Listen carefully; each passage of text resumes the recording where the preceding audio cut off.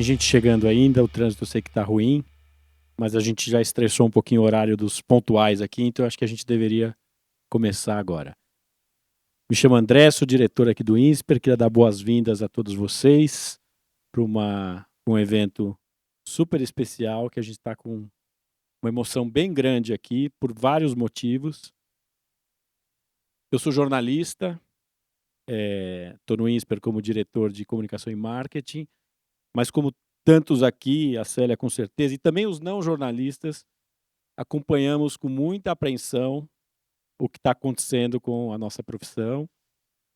E então o INSPER decidiu, alguns anos atrás, criar um núcleo dedicado ao tema do jornalismo. Deixa eu ver se está passando aqui. Que é o Núcleo Celso Pinto de Jornalismo. Acho que aqui 100% das pessoas conhecem a importância do Celso, que foi o grande nome do jornalismo econômico por muitas décadas aqui no Brasil, e o INSPER decidiu homenageá-lo, nomeando esse centro, quando a gente decidiu que deveria ter um núcleo aqui dentro dedicado a estudar e promover o bom jornalismo. Então, de novo, é uma homenagem ao Celso e é sob o guarda-chuva do Núcleo Celso Pinto que a gente está aqui hoje. Acho que vocês já conhecem o INSPER, temos aqui o Eduardo Gianetti, que foi por quase 15 anos professor da casa, um professor muito importante aqui na nossa trajetória. O INSPER é uma instituição sem fins lucrativos, privada, então ocupa um lugar um pouco especial na cena de educação brasileira, como outros também, não é o único, óbvio, mas de uma instituição que é privada, mas é sem fins lucrativos. Pessoas no Brasil confundem um pouco, mas não tem que pagar mensalidade no INSPER? Então, como assim? São coisas diferentes. Quer dizer, o que a gente quer dizer com isso é que o INSPER não dá lucro para ninguém. Todo o resultado que eventualmente aconteça é reinvestido na própria instituição em diversas formas. Pode ser, por exemplo, promovendo a pesquisa, que é essencialmente uma atividade que consome recursos, não gera recursos, e pode ser no nosso fundo de bolsas. A gente tem hoje já 10% dos nossos alunos que são alunos bolsistas, e é um número que nos orgulha por um lado, mas por outro lado nos estimula a dobrar, triplicar esse número, e para isso a gente precisa de um fundo de bolsas parrudo. Então, tudo que eventualmente a gente gere é reinvestido na própria instituição. Estou aqui com o Marcelo Orcelli, que é o vice-presidente, um dos dois vice-presidentes do INSPER, e ele, por muito tempo, cuidou desse fundo de bolsa e continua, de certa forma, responsável. A gente tem, de novo, muito orgulho, mas, ao mesmo tempo, uma responsabilidade muito grande de fazer esse grupo de alunos bolsistas continuar crescendo. 10% é bacana, mas 30% seria muito mais legal. Bom, aí o INSPER tem, ao lado da atividade de pesquisa e de ensino, a gente tem alguns núcleos de conhecimento, e o Núcleo Celso Pinto é um deles, destinado a discutir o jornalismo. A gente atua em 4 linhas. Uma primeira é um núcleo muito novo, tá? Então eu estou contando coisas que, na verdade, algumas já se materializaram, outras estão ainda saindo. A gente espera que o próximo ano seja um ano em que a gente vai ter bastante coisa acontecendo.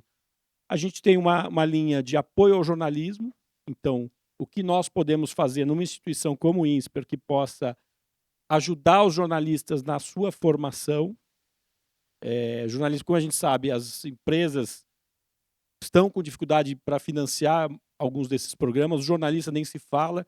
Então, como que uma instituição como o INSPER pode fornecer um complemento à formação desses jornalistas de uma forma que não onere ninguém, na verdade, né? Que a gente consiga fazer isso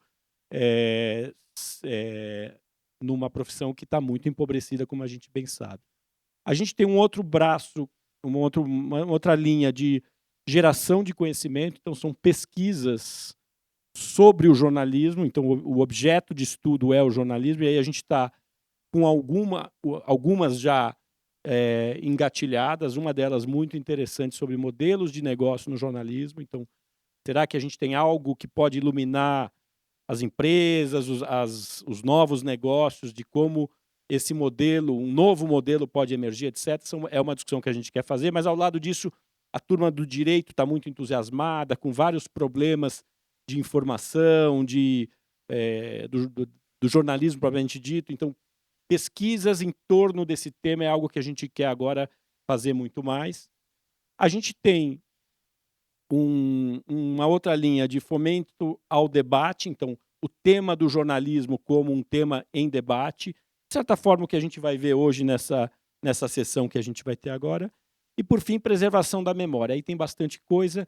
Uma delas, contar histórias como a que a Célia contou. Quer dizer, a Gazeta foi o principal veículo econômico por muitas décadas no Brasil, e são histórias que, se a gente bobear, elas vão passando e talvez depois seja muito mais difícil da gente conseguir contar. Então, a gente, quando, enfim, surgiu a ideia, o nome, óbvio, da Célia foi um achado muito feliz para a gente. Buscamos patrocínio para essa publicação. Então, eu queria aqui agradecer muito aos doadores que ajudaram a bancar este livro. E vou além, eu quero agradecer muito aos doadores que, depois disso, ajudaram a financiar o Núcleo Celso Pinto. Então, aqui nós tivemos, digamos, uma dupla doação, uma exclusivamente para fazer o livro, mas isso nos iluminou a necessidade de ter um grupo mais parrudo que nos ajudasse a bancar as atividades. Então, sou muito grato e queria agradecer aqui publicamente aos nossos doadores. Acho quase desnecessário eu ler o que a gente vai ler aqui, mas, enfim, Humberto preparou essa apresentação, eu vou, em respeito a ele, ler por que é importante ter um bom jornalismo. Quando as pessoas recebem informações ruins, é provável que tomem decisões ruins, não importa quão espertas e gentis elas sejam pessoalmente.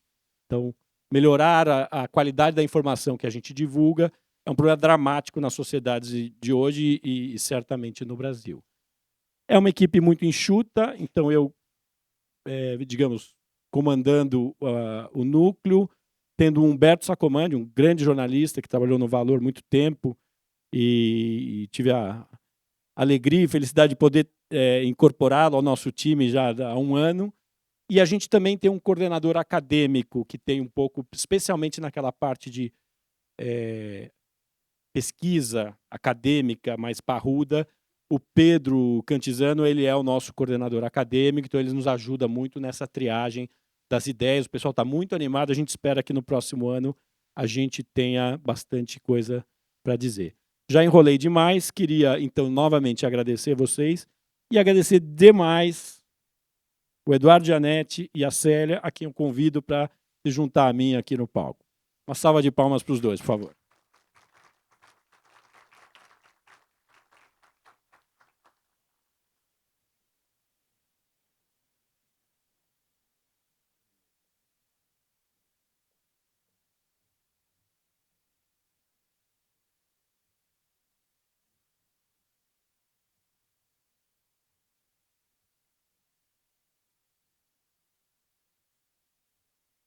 Bom, esse livro da Célia foi editado pela Contexto, então nós também agradecemos aqui a editora que fez um trabalho super bacana e que a gente está trabalhando super bem com eles.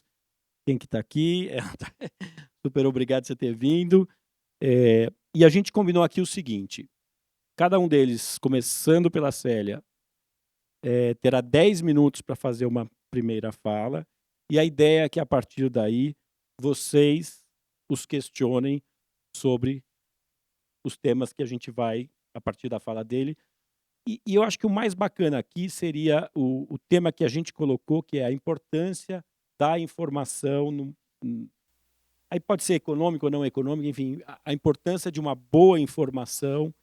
Então, não precisamos ficar restrito ao tema do livro, da Gazeta, mas, obviamente, vocês estão convidados também a fazer perguntas sobre o que vocês quiserem. Então, sem mais delongas, Célia, a palavra é sua. Obrigado. Vou vigiar o tempo aqui. 10 minutos, certo? Bom, eu quero começar agradecendo o INSPER, o Núcleo Celso Pinto e a editora Contexto, a Luciana Pins, que está ali, pelo trabalho, pelo todo o apoio que me deram ao meu trabalho, certo? Foi muito importante, eu queria destacar também, o Carlos Eduardo Lins da Silva, que era o coordenador anterior do núcleo e que me ajudou muito, certo? Ele não está aqui, mas eu queria mencioná-lo aqui. Você me permite uma parte aqui? Pois não. O grande jornalista Carlos Eduardo Lins da Silva, ele era o coordenador do núcleo, a gente formou uma parceria maravilhosa, ele me ajudou em um monte de coisa, incluindo todo esse roadshow que a gente fez para ajudar a financiar, e aí ele teve um problema pessoal e pediu para se retirar, para se afastar. Eu espero que seja momentâneo, mas por enquanto, inclusive nós testamos um modelo em que ele ficaria menos tempo, mas não deu nem um mês, ele me pediu para realmente ficar em casa e se concentrar nas questões pessoais que ele está vivendo. Então, é só por isso que ele não está aqui hoje, é um querido e a gente gosta muito dele, o Humberto gosta muito dele, enfim. Lamentamos muito e esperamos muito que ele se junte de novo a nós. Eu gosto muito dele. Acho que todo mundo aqui que conhece gosta muito dele. Bom, diferentemente... Esse minuto não conta, tá? Pode continuar. Diferentemente do Eduardo, que não precisa de roteiro para falar, eu fiz um roteiro aqui. E eu queria começar lembrando a vida e o trabalho do Roberto Miller, que foi o jornalista mais importante na transformação da Gazeta Mercantil em um jornal importante e que se tornou referência para o jornalismo econômico aqui no Brasil. O trabalho do Miller criou uma base para que outras publicações aqui no Brasil e as editorias de economia dos jornais seguissem determinados normas e parâmetros. Então, ele foi uma pessoa que revolucionou o jornalismo econômico. Como a maioria de vocês sabe, ele faleceu em junho desse ano, e eu lamento que ele nem tenha visto o livro pronto, porque o Miller e o Matias Molina, que está aqui, que deu a honra de estar aqui, foram fundamentais nas muitas entrevistas que eu fiz com os dois para relembrar e contar a história da Gazeta Mercantil. O Miller foi convidado em 74 para dirigir a redação da Gazeta. Era, até então, uma publicação sem importância e pouco destaque, e uma das primeiras e mais importantes decisões do Miller foi criar uma equipe de jornalistas de alto nível, certo? Com a ajuda essencial do Molina, certo? Então, eu gostaria de destacar aqui um aspecto importante do trabalho dessa equipe capitaneada pelo Miller, por Molina e outros jornalistas, que eu não vou citar aqui, é uma lista grande de jornalistas, de cartunistas, de diagramadores, de outras pessoas, repórteres.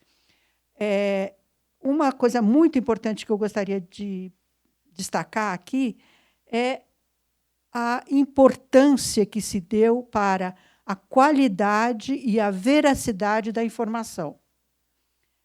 Há 50 anos, quando a família Levi resolveu mudar a Gazeta Mercantil, transformar o jornal em um veículo importante, não existia, obviamente, internet. Então, o acesso à informação era muito mais complicado na prática do que hoje, certo? Então, eu acho que uma grande sacada da Gazeta foi se tornar uma fonte de informações confiáveis sobre uma gama enorme de temas, de assuntos que interessavam para quem trabalhava, de alguma forma, no universo econômico, financeiro, e também para aqueles que eram investidores. E acho que muitas lembram aqui, né, naquela época, às vezes você só sabia de uma decisão do governo ou de uma notícia importante na área de empresas dias ou mesmo semanas depois do que tinha acontecido. Ao decidir que a Gazeta buscaria publicar as informações que mudassem, que orientassem a vida das empresas, dos investidores, do mercado financeiro, a Gazeta se tornou uma obrigação, vamos dizer assim, do leitor. Se a pessoa quisesse estar bem informada, era essencial que ela lesse a Gazeta, mesmo quando o jornal chegava atrasado, que era comum, certo? Né, Nora? Então, a Gazeta começou a publicar todas as leis, as resoluções do Banco Central, de outros órgãos importantes, e também informações detalhadas sobre empresas e sobre... A Gazeta foi assim, pioneira em começar a dar notícias sobre algumas áreas, como a questão ambiental, energia, transportes, administração das empresas, marketing. Então, em cada segmento em cada um desses segmentos, as pessoas se sentiam compelidas a ler a Gazeta para poder tomar decisões, né? Essa dificuldade do acesso à informação, naquela época, eu gostaria de pensar num exemplo, né?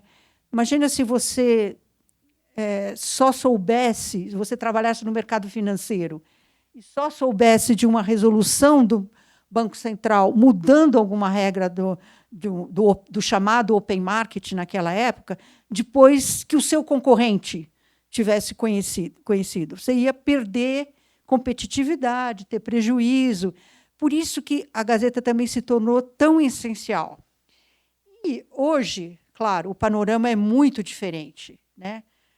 Nós vivemos num contexto que há informação disponível a qualquer momento. Mas a grande questão, na minha opinião, que continua sendo importante, é a qualidade dessa informação. Então, hoje, nós vivemos num mundo que basta um clique, eu vou saber qual é a cotação do dólar naquele exato minuto. Mas de onde veio essa informação? Muitas pessoas, mesmo pessoas com boa formação, não sabem checar se a fonte da informação é confiável ou não. Então, por isso é importante a curadoria, vamos dizer assim, que os jornais fazem, que os jornais, ou seja impressos ou online, é muito importante você poder confiar naquela informação. E eu estou falando não apenas do ponto de vista de informação econômica, mas em qualquer aspecto da vida, né? Então, só para dar um exemplo óbvio, se você tem uma informação errada sobre saúde, por exemplo, isso pode ser um desastre na sua vida, né? Então, eu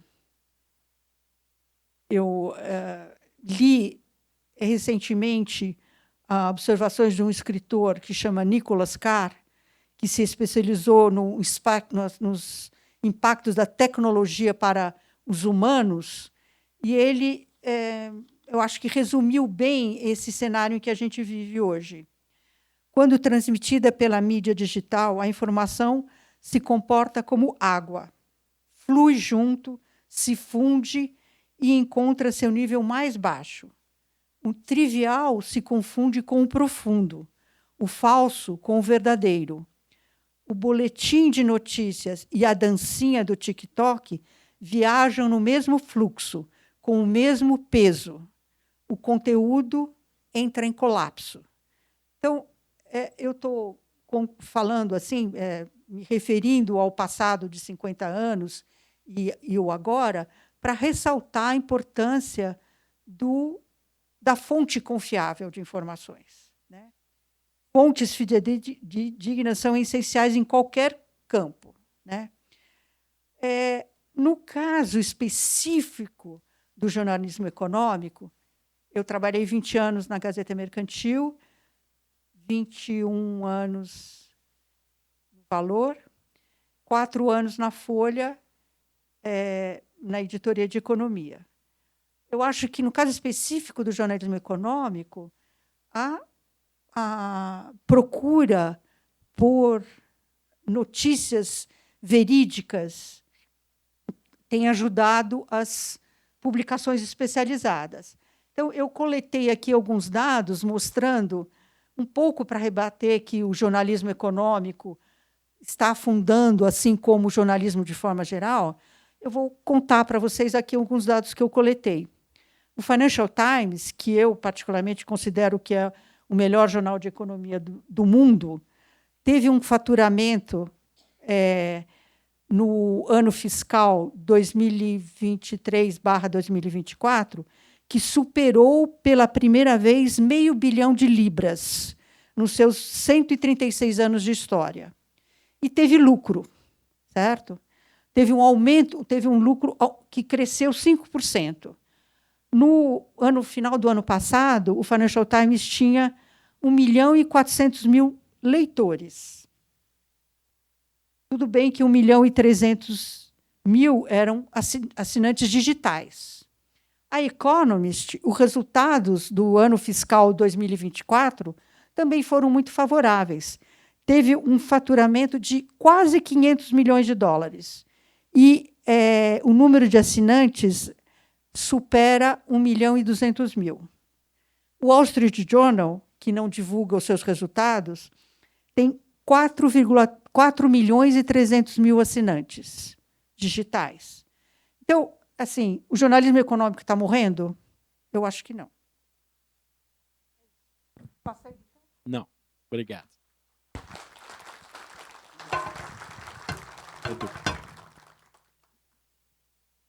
Bom, muito boa noite a todos. Uma enorme satisfação estar aqui no INSPER, onde eu trabalhei por mais de 10 anos. Uma enorme satisfação participar do lançamento do livro da minha amiga, Célia, que eu li com avidez. É um texto muito prazeroso e muito sólido, muito criterioso, muito competente, contando a história do jornal que se tornou realmente uma referência e um marco na evolução do jornalismo econômico do Brasil, que foi a Gazeta Mercantil. Me sinto muito feliz também de estar conhecendo de perto o núcleo Celso Pinto. Celso Pinto foi um grande e saudoso amigo, sentimos sempre a falta dele. Não tenho dúvida que foi o maior jornalista econômico da sua geração, talvez o maior da história do Brasil. E eu fui leitor ávido da Gazeta Mercantil, principalmente quando voltei de um período de 7 anos morando na Inglaterra, em que eu praticamente não acompanhava a economia brasileira. E, ao voltar para cá, me deparei com um país, digamos, bastante turbulento e que eu tinha muita dificuldade de entender, né? Nós estávamos entrando, naquela época, no que eu chamei o ciclo dos planos de estabilização fracassados, que nós vivemos de 86 a 94. Foi um verdadeiro ciclo de planos econômicos fracassados, de uma complexidade absurda para o entendimento, para a decodificação. O Financial Times uma vez se referiu à economia brasileira, aos indicadores da economia brasileira, como o gráfico eletrocardiograma de um paciente tendo sucessivos ataques cardíacos, né? E isso era o mundo que eu encontrei ao voltar da Inglaterra. Fiquei completamente perdido e perplexo, e realmente, sem a Gazeta Mercantil, eu não conseguiria minimamente me orientar diante dessa realidade. Um episódio que eu me lembro muito, para transmitir um pouco para vocês o que era isso, naquele momento, uma parte aqui lembra de memória viva, os jovens certamente não. Uma vez, uma das primeiras palestras que eu fui chamado para dar foi para a Unilever. E, ao voltar da palestra, o presidente da Unilever no Brasil, que era um italiano, me convidou para voltar com ele no jatinho. E eu falei, que bom, eu vou poder ter uma conversa com ele, ele vai me explicar como é que são as coisas aqui, né? Aí eu falei, Humberto, ele chamava Humberto. Humberto, como é que vocês, com essa confusão brasileira, vocês têm centenas de produtos, como é que vocês fazem para calcular a taxa de retorno de cada linha de produção? Como é que vocês administram a empresa diante desse hospício que era um país em que tinha congelamento de preços, tabelas, mudanças abruptas do câmbio? Como é que vocês pilotam essa aeronave num ambiente tão conturbado como o nosso? Ele era muito transparente, muito direto. Ele olhou para mim e falou, Eduardo, eu vou te dizer como é que é. A única coisa que eu sei é no fim do ano se eu vou mandar dinheiro para a matriz ou se eu vou pedir dinheiro da matriz. Isso eu tenho certeza que eu sei. Era o ambiente que nós estávamos. E num ambiente desse, um jornal como a Gazeta Mercantil é uma questão, é mais do que uma ferramenta de trabalho, era quase uma questão de sobrevivência. Uma empresa que não estivesse a par das mudanças de regras, dos rumores de congelamento, por exemplo, tinha toda uma corrida de antecipação para você não ser pego num congelamento com o seu preço defasado, né? Então, um núcleo informacional diário, de qualidade, como era a Gazeta Mercantil, era primordial. Eu diria que tem dois aspectos. Tem um aspecto puramente informacional, que é o que a Célia comentou, séries de preços de commodities, de câmbio, de juros, mudanças de regras, estudos setoriais de energia, de agronegócio, de setores industriais, metalurgia, conteúdo informacional duro. Mas também, e aí eu acho que o livro da Célia podia ter explorado um pouquinho mais, o fórum de debates que era a Gazeta Mercantil. As grandes ideias econômicas, os grandes questionamentos de orientação de política econômica, inclusive a concepção do Plano Real, passaram pelas páginas da Gazeta Mercantil. Eu acho que esse é um aspecto fundamental. Além do informacional puro, o fórum, numa época em que a informação não era fragmentada como é hoje.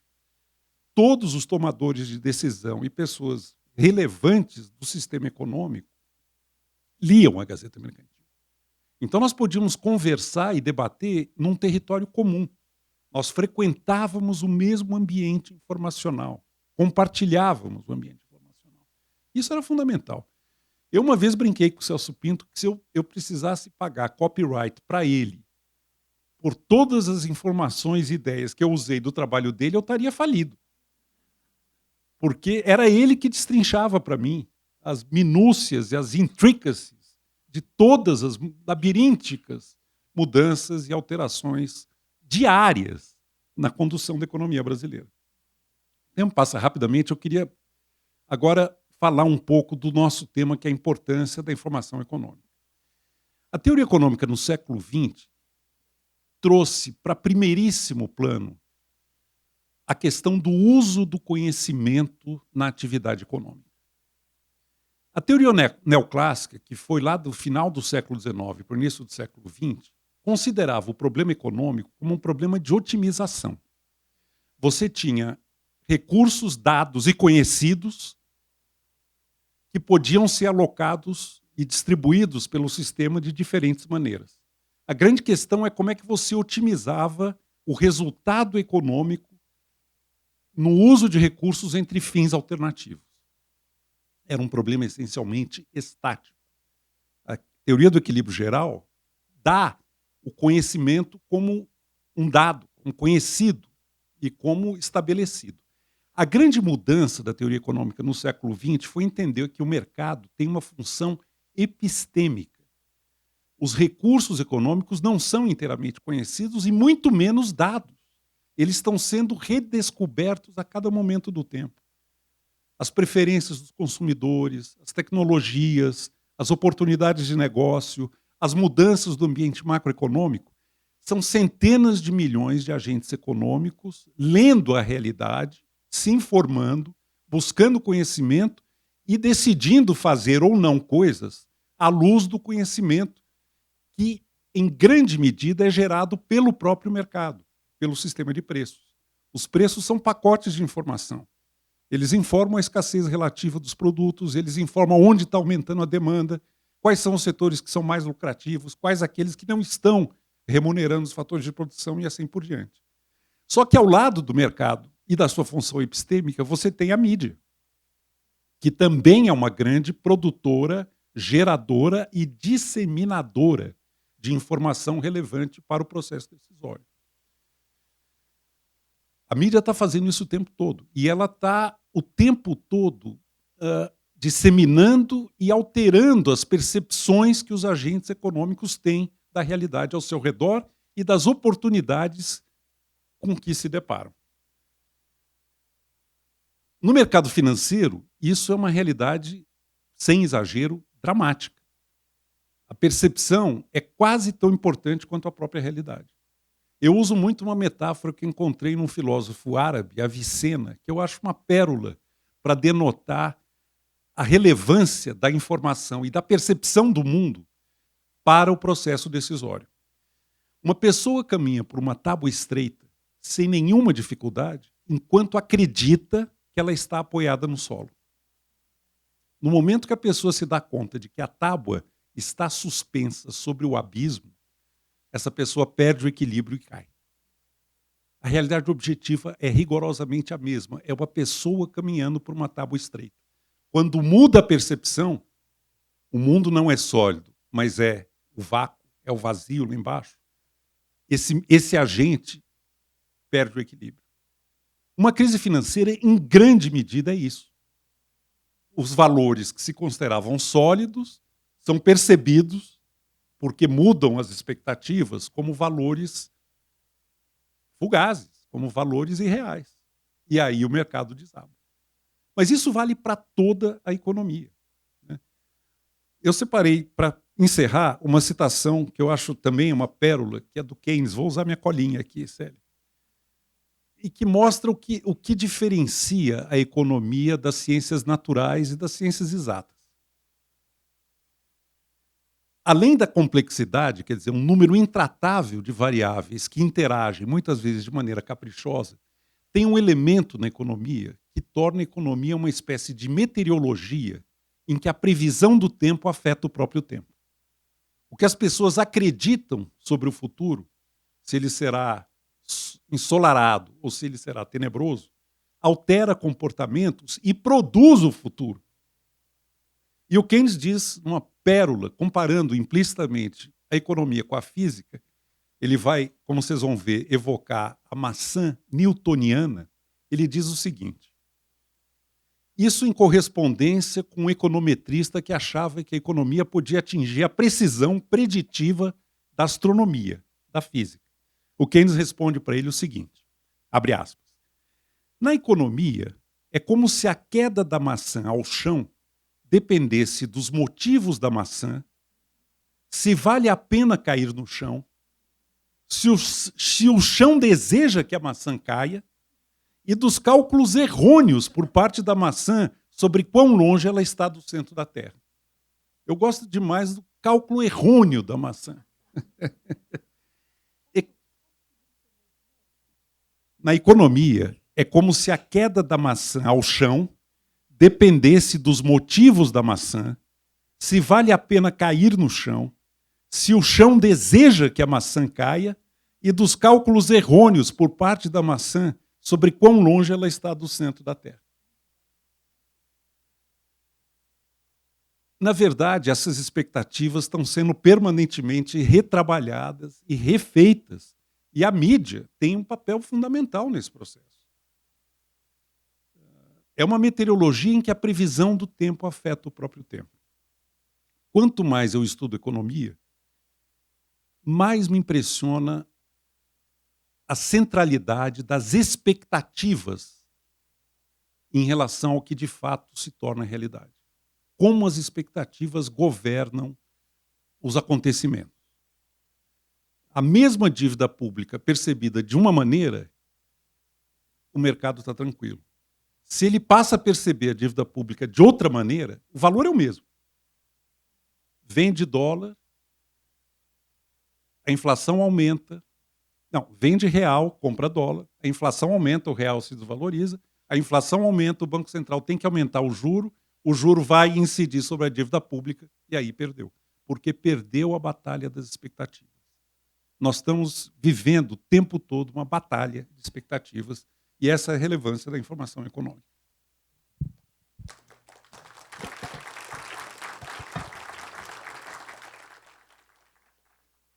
Eu tenho algumas perguntas aqui, mas eu queria dar a oportunidade, quem quiser, de levantar a mão e propor alguma coisa aqui para os dois.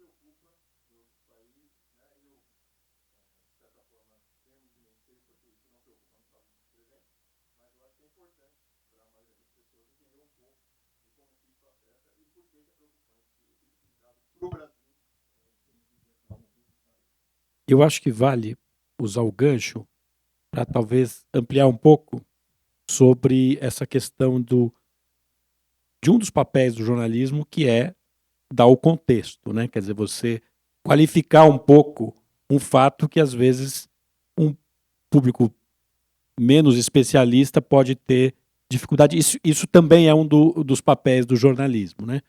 Que talvez seja uma das preocupações no momento em que eu sou bem menos otimista que a Célia e que eu acho que o jornalismo está com muito desafio pela frente. Vai lá, Edu e Célia. Faltou mencionar a Itália, dívida pública 140% do PIB. Era um número bom para a sua listinha aí. Há uma diferença entre a foto e o filme. O que preocupa no caso brasileiro, embora na minha opinião seja uma preocupação superdimensionada e talvez haja algum tipo de interesse econômico por trás de uma exacerbação da preocupação em relação à nossa dívida pública, mas o que preocupa, eu acho que preocupa em alguma medida, não é tanto a foto, mas é o filme. Nós temos taxas de juros proibitivamente altas. Se precisa manter a taxa de juros por mais tempo nas alturas, como ela está no Brasil há tanto tempo, essa dívida vira uma bola de neve, ela passa a se retroalimentar por si mesma, mesmo que o governo equilibre o déficit primário, zere o déficit primário. Sabe quanto o Brasil está pagando esse ano de juros sobre a dívida pública? 7,5% do PIB. É uma enormidade. Uma dívida pública que não é, em termos de estoque, tão alta quanto é nos países que você mencionou. Então, o problema é a expectativa, é você olhar o horizonte. Para onde é que isso está indo? E você começa a ficar numa situação muito delicada quando se perde a expectativa de que o governo vai regrar, vai ter regramento do gasto público no futuro, na trajetória. O Brasil está testando sua terceira tentativa de regramento das finanças públicas em curto período de tempo. Nós tivemos a Lei de Responsabilidade Fiscal, que foi enterrada pela Dilma. Nós tivemos o teto do gasto público, que foi enterrado pelo Bolsonaro. E nós estamos testando agora, numa situação ainda muito duvidosa, o novo arcabouço fiscal, que está sendo mantido na corda bamba com aumento de arrecadação. Nós sabemos que aumento de arrecadação não é algo que vai continuar sustentando o cumprimento das metas do arcabouço fiscal. E o mercado financeiro, principalmente esses mercados de alta frequência, mercado financeiro mesmo, aquele do dia a dia, ele trabalha olhando o futuro o tempo todo. Se tem desconfiança em relação à economia de um país, no caso o Brasil, o que eles fazem? Eles vendem papéis denominados em real e compram papéis denominados em dólar, porque os ativos brasileiros vão depreciar. Só que ao fazerem isso, o real deprecia. Você tem uma desvalorização do nosso câmbio. Ao desvalorizar o nosso câmbio, isso impacta a inflação. Ao impactar a inflação, o Banco Central tem que aumentar o juro para cumprir minimamente a meta. E ao aumentar o juro, a bola de neve da dívida vai dar mais uma crescida, independentemente do que se faça no resto. O déficit nominal hoje é o tamanho, se zerar o primário, é o tamanho do juro que o Brasil paga. Agora, pena que não está o André Lara Rezende aqui, porque ele falaria melhor sobre isso do que eu vou falar. Há muita gente interessada em exacerbar esse nervosismo, em criar um ambiente meio terrorista, de que a situação é periclitante, que o governo perdeu o controle, que as coisas estão indo para a beira do precipício. Eu acho que um papel importante da mídia é qualificar essas questões, dando o que o André falou, que é o contexto e o fato de que, só para terminar, os economistas estão errando a previsão de crescimento do Brasil sistematicamente há 4 anos. Há 4 anos o ano começa, vai crescer 1%, vai ser 0%, vai ter recessão. E o país está há 4 anos crescendo 3%. Não acredita em previsão de economista. Eu queria pegar o gancho e propor um tema aqui. Já volto aqui para a pergunta de vocês. E você falou sobre interesses econômicos, inclusive, por trás de algumas até das informações que são divulgadas. Você tinha, na lógica tradicional, empresas puramente jornalísticas que poderiam acertar ou errar, mas você tinha um entendimento de que elas estavam efetivamente buscando o bem comum, quer dizer, a informação pública a ser divulgada, e se financiavam no modelo que existia. Então não é que não ganhavam o seu dinheiro, tinham que ganhar o seu dinheiro para manter o negócio, mas você acreditava que não havia outro interesse que não aquele, e a Gazeta certamente representou isso, e outros veículos no Brasil, e a Célia citou alguns dos melhores os melhores do mundo, né? Queria que vocês dois mudassem um pouco para o contexto que a gente vive hoje, né? Que você tem uma profusão de informação, mas essa questão do qual o interesse por trás daquilo ficou muito mais difícil de entender. E provavelmente num universo que o público não consegue distinguir tão bem se ele está dizendo isso por causa disso e ele está dizendo aquilo por causa daquilo. Sei lá, uma reflexão nesse sentido, eu acho que é um desafio grande que a gente vai ter como sociedade pela frente. Eu queria fazer só um complemento do que o Eduardo falou, até puxando um pouco do que ele falou na apresentação inicial dele. A Gazeta era, de fato, tinha espaço para o debate. se ouvia economistas das mais variadas escolas, e então isso enriquecia o debate público. Hoje, eu acho que isso está muito mais restrito. Então, eu só queria fazer essa observação, e acho que o Eduardo pode responder o André, e depois, se eventualmente, eu faço algum comentário. Pois é, Célia, além de talvez estar mais restrito, ele está muito mais fragmentado. A gente não tem mais um ambiente informacional compartilhado, como existia naquela época. Talvez o que ainda segure um pouco um certo compartilhamento é o valor econômico. Talvez seja o último bastião, em termos de jornalismo econômico, de alguma coordenação das expectativas. O problema dessa fragmentação que a digitalização trouxe é que ela leva ao viés de confirmação exacerbado. As pessoas querem informações que confirmem aquilo que elas querem acreditar. E elas certamente encontrarão. Então, quem é de uma certa tendência tem um econômica, mercado aí também, né, Edu? Tem um mercado de... Tem um mercado para isso. Mas é uma síndrome humana essa. Quando você está tomado, obcecado por alguma coisa, você vai buscar no mundo tudo aquilo que reforça o que você quer acreditar. Eu acho que um exemplo maravilhoso disso é a peça do Shakespeare, Otelo. Uma pessoa tomada pelo sentimento do ciúme, tudo que acontecer no mundo vai confirmar o ciúme que ela está sentindo. E ele acaba matando o objeto do ciúme. O Adam Smith dizia: as nossas paixões todas se justificam. Ou seja, elas nos sugerem as opiniões que ajudam a justificá-las. Isso é o viés de confirmação.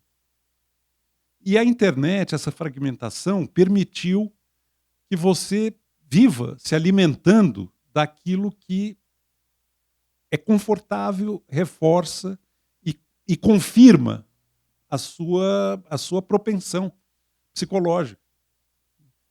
E o mercado financeiro se alimenta dele mesmo. Né? Eles vivem uma realidade... não sei quão fragmentado é hoje o ambiente informacional no mercado financeiro, mas eu imagino que é bem fechado nele mesmo. Né? Então, é um ambiente informacional muito mais caótico do que era na época de poucos veículos com grande autoridade. A única vantagem, se tem alguma nessa história, é a possibilidade de mais pessoas e pensadores e intelectuais, e economistas e formadores de opinião encontrarem algum tipo de plataforma para veicular suas ideias, coisa que era muito restrito naquele tempo no passado. Você conseguir publicar um artigo de opinião na Gazeta, gente, não era fácil. Era uma disputa imensa para chegar lá. Para ser autorizado a ter um palanque num lugar que era muito disputado. Hoje, aeroporto da Índia, tudo decola. Tudo vai. E cada um busca aquilo que prefere e acredita. Vai terminar numa cacofonia universal. Mas, Eduardo, você mesmo falou, agora, há poucos minutos atrás, que as pessoas vão ler o que elas querem, que reforce o que elas pensam. Então, é verdade, hoje você tem milhões de plataformas onde você pode achar opiniões as mais diferentes sobre qualquer assunto. Mas será que um economista ou um pensador que foge do pensamento de manada, para usar uma expressão comum, assim, ele vai ter alguma...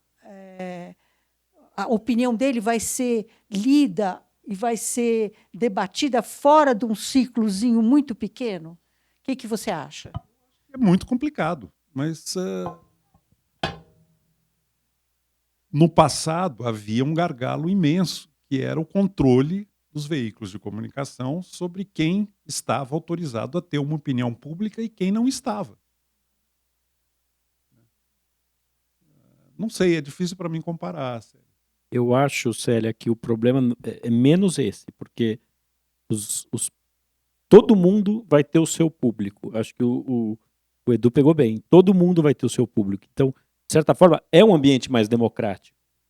É mais fácil hoje você, com ideias quaisquer que sejam, encontrar o seu público. O problema é que você vai ficar nichado naquele grupo. E tem um problema adicional, que as pesquisas têm mostrado. A hora que você começa a falar com os seus, por algum motivo psicológico ou da própria exercício, você tende a ir radicalizando a sua opinião. Então, pessoas que são razoáveis, absolutamente razoáveis, e começam a... Eu vou usar um exemplo aqui, sem paixões.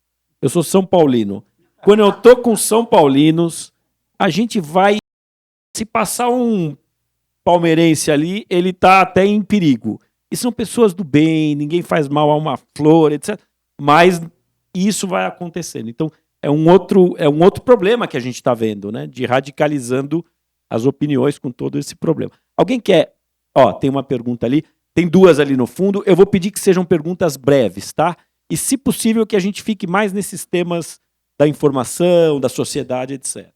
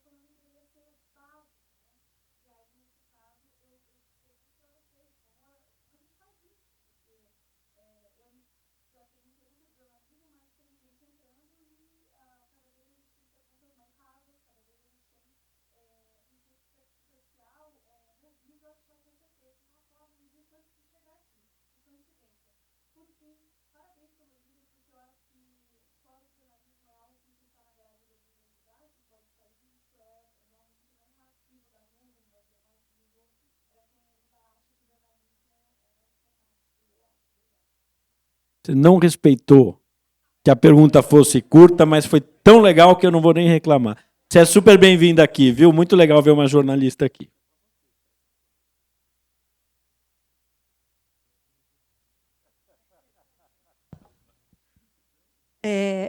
O Humberto falou agora, poucos minutos antes da gente entrar aqui, que o meu livro foi mandado para quantas? 126 faculdades de jornalismo. E isso porque ele limitou o envio, porque tinham mais, talvez, dezenas de escolas de jornalismo. Então, é um paradoxo, né? Temos, talvez, 150 faculdades de jornalismo e o jornalismo está acabando, está em crise. Como que é possível isso? Eu acho que eu estava comentando isso, alguém na sala falou, jornalismo é um curso, é uma faculdade barata. Você não precisa investir em equipamento como faculdade de medicina ou sei lá o quê, certo? Então, Me preocupa muito essa questão de jovens com a ilusão de que vão ser o Pedro Bial ou a Miriam Leitão, assim, né? Sem uma formação adequada. O que eu posso... Claro, eu acho que tem várias instituições, a começar aqui pelo Centro Celso Pinto, pelo Núcleo Celso Pinto, mas eu vou repetir o conselho que o Molina me deu quando eu fui trabalhar na Gazeta. Ler livro de economia. Então, o Molina me mandou eu ler os livros do Samuelson, que foi prêmio Nobel, que são 2 tijolões assim, que eu comprei e fui ler. Então, eu acho que esse é um conselho que vale a pena. Tá? Deixa eu dar uma palavrinha. Os ingleses têm um ditado que eu acho uma graça. Os jornalistas: não acredite em nada até que tenha sido oficialmente negado. Você tem que ter cuidado com as suas fontes. Eu acho que um dos ativos mais preciosos de um bom jornalista é ele saber procurar a pessoa certa para falar do assunto certo. Eu fiquei espantado quando eu cheguei da Inglaterra com os franco-atiradores. Gente que falava sobre tudo. E com uma desenvoltura, para não dizer disfarçatez, alarmante. O jornalista, o Celso Pinto fazia isso como ninguém. Ele tinha o conhecimento de procurar a pessoa certa para falar do assunto certo. Quem é que realmente entende de mercado de câmbio nesse país? São pouquíssimas pessoas. Ele ia atrás da pessoa certa. E a pessoa certa, se o insumo é bom, o output é bom, o resultado é bom. Então, eu investiria muito, além do conselho da Célia, que é fundamental, ler muito, ler tudo que puder, montar uma base de pessoas confiáveis, especializadas e que não vão estar a serviço de algum interesse, né? Que tem isenção, que tem independência. Isso é fundamental. E acompanha aqui a nossa produção no INSPER, que tem muito... É um lugar muito bacana para você. Temos um núcleo de agro também. Então, além do Celso Pinto, a gente tem um de agro bem bacana. Você está super convidada para estar perto da gente aqui. E nós vamos lançar cursos para jornalistas, então fica de olho. Tem uma ali, né? Tenta ser mais curtinha do que ela foi.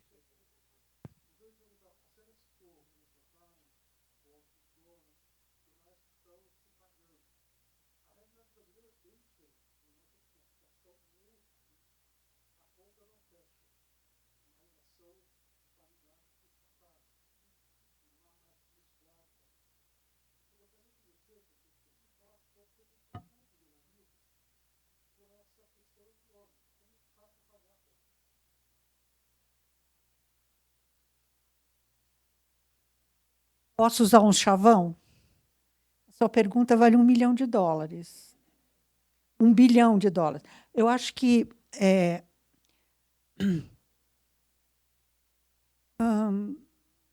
estão surgindo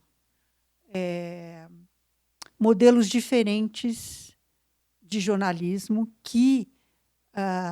de publicações, que são experimentais ainda, que se vê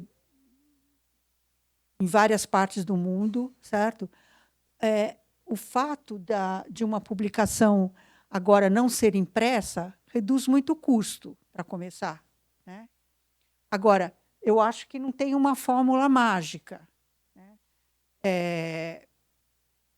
Eu realmente não sei se eu posso te ajudar muito nessa pergunta. Desculpa. Eu vou fazer uma propaganda aqui, eu falei no começo. A gente está conduzindo uma pesquisa sobre modelos de negócio em jornalismo. Então, também não acho que vai sair dali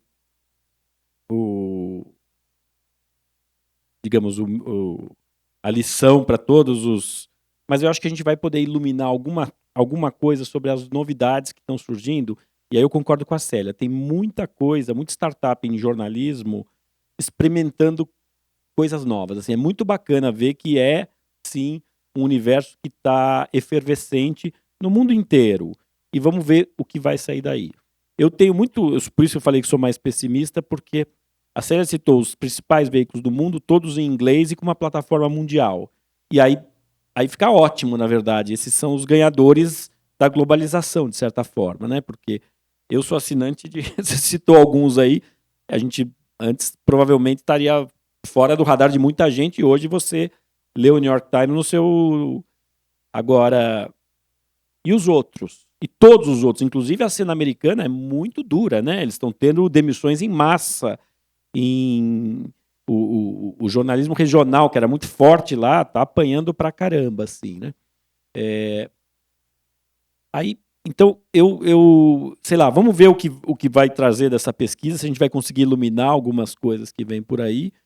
E eu acho que aplaudir também o trabalho de quem continua a luta. Assim. Eu acho que tem redações que bravamente continuam segurando a chama do jornalismo, e a gente precisa reconhecer e tentar fazer com que as pessoas entendam que pagar por isso é importante. Eu acho surreal que alguém não pague R$10, R$15 por mês, e aí para estacionar o carro e gasta R$35 no Vale, 40 vezes reais no Vale, aí vai almoçar, não sei o quê, mas reclama que custou caro pagar um mês de um veículo de qualidade. Assim.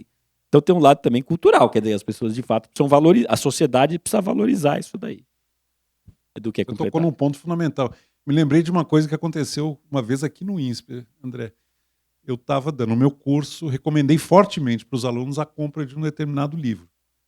Vários reclamaram, não, mas é muito caro, professor, não tem dinheiro, não posso comprar. Eu falei, bom, paciência, não tem dinheiro. Então uso da biblioteca, né? Tudo bem, saí da classe, mais tarde, passei em frente ao boteco, aqueles mesmos alunos bebendo cerveja, uma noitada. Aí eu parei e falei, mas espera aí, vocês não tinham dinheiro para comprar livro? Agora tem dinheiro para comprar cerveja? Nessa hora o dinheiro aparece, né? É que nem crise financeira. Não tem dinheiro para gastar com saneamento, mas na hora de salvar o banco tem. A gente está chegando no fim ali, vamos lá.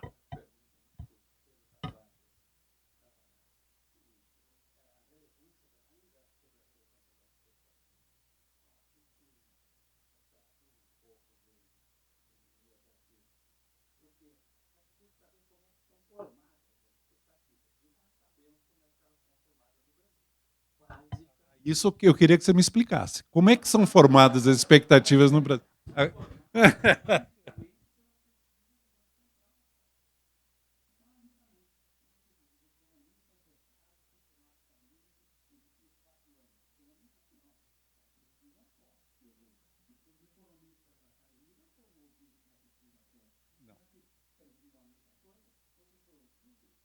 Os economistas que escrevem na mídia, que estão presentes na opinião pública, todos erraram. Todos. E não estão no foco.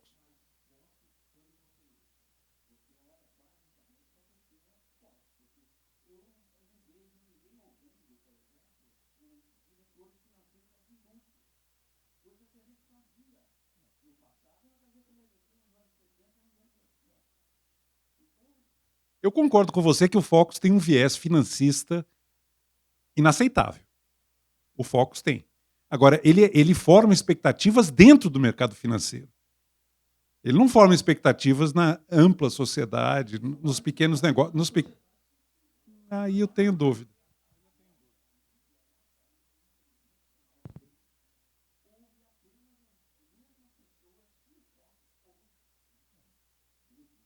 Eu acho que o Focus é um elemento num caldeirão de uma enorme complexidade.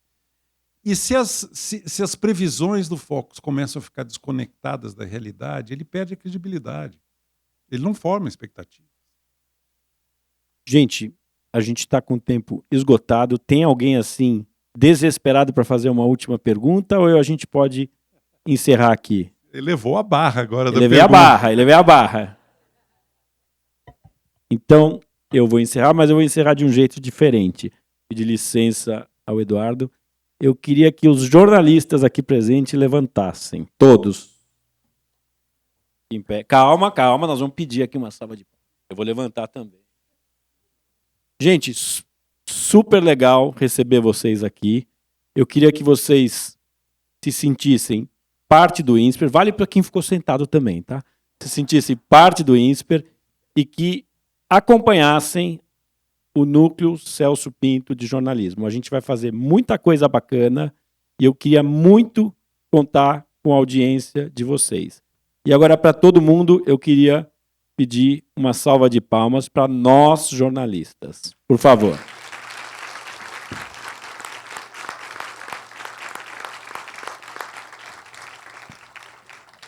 Super obrigado. A gente vai ter agora uma sessão de autógrafos da Célia. Eu queria agradecer mais uma vez à editora que nos acompanhou. Super obrigado. Ao Eduardo, nosso imortal Eduardo. Uma salva de palmas para ele, por favor. E a Célia, autora desse livraço, que eu espero que vocês comprem e leiam. Comprem não, recebam e leiam.